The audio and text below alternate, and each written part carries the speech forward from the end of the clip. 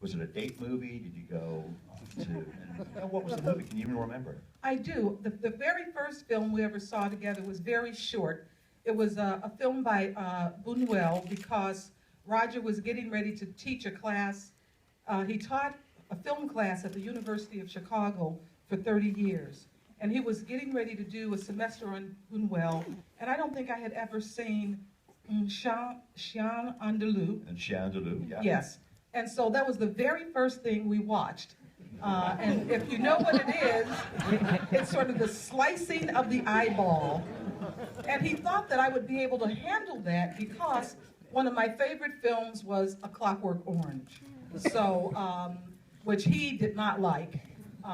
But after that, we probably saw, but like I said, it wasn't because he didn't think this was a date movie. He just,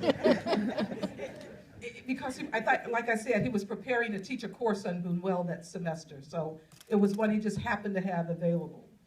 So, Un Chien Andalou, Buñuel, he's a major film critic, reviewing so many commercial films that open literally every single week.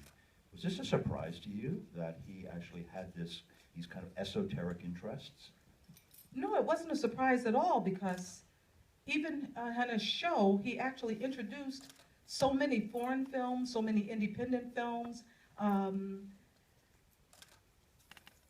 His show he started on the PBS, the public broadcasting station, and the reason they were there is because they had more latitude to introduce things. They used to do shows about why black and white films are good to watch, why you should know something about silent films. So no, I wasn't surprised at all. It was, I considered it par for the course.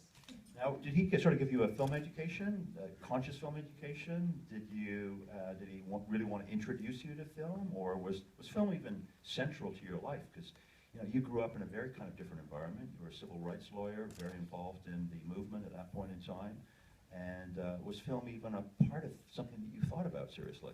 Yeah, that was one of the things that we liked about our dates. We both were passionate about the movies. And even before I met him, I used to see all kinds of movies. So it was a boy taking a girl to the movies. And what did he bring, in terms of the discussions, I presume you would talk about the films afterwards. Like, did he really open your mind to different ways of looking at the films, or was he that kind of a partner, I guess, in terms of?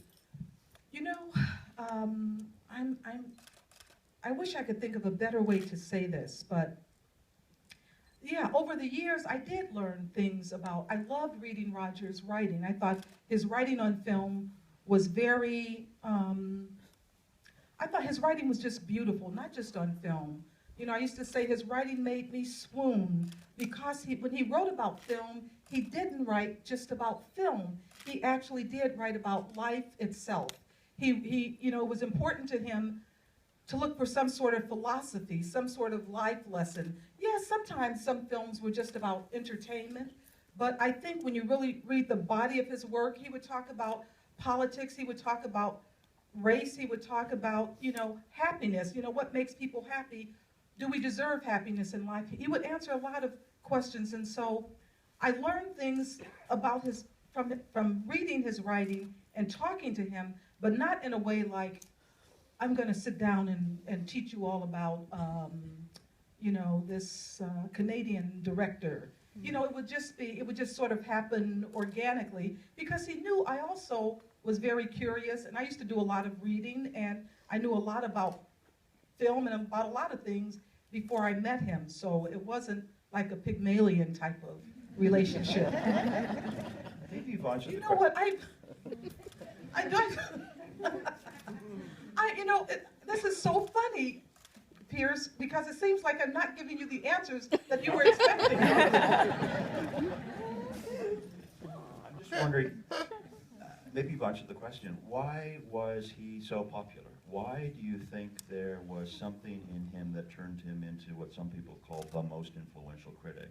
I mean, this was the time of Andrew Sarris, it was the time of Pauline Kael, Richard Corliss, or a number of other major critics writing in the States. What do you think, why did people connect with Roger? Because the things you've just described, he actually opened it up to not just a discussion about film, but a discussion about life. Was it the quality of his writing? Have you, I what thought do you about think, Chaz? that, and watching life itself, one of the things that I've had a few epiphanies because I've seen the film a few times, and the first few times, very difficult for me to watch because it was still so, I first saw the full film in January at the Sundance Film Festival, and I was still so new in my widowhood. It was so painful for me to watch it. My grieving, it was still so raw.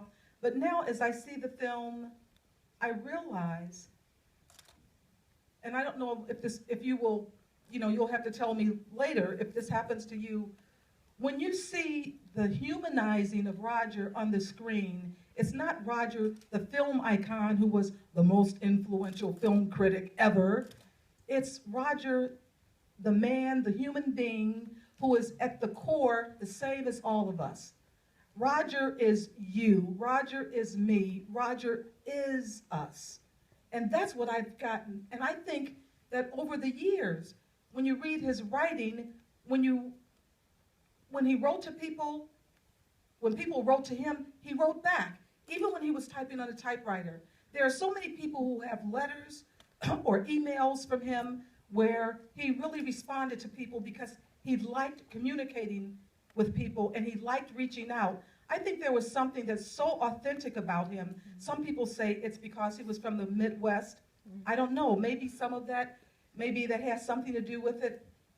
I think there's something, I also think it's also because he was an only child and he knew that in order to reach out and get someone, to act as his surrogate brother or sister, he had to communicate in a certain way. He had to learn to share very early. He had to learn to be generous. I think he was born with all of those qualities, but I think he also developed them because he was curious and because he sincerely loved people.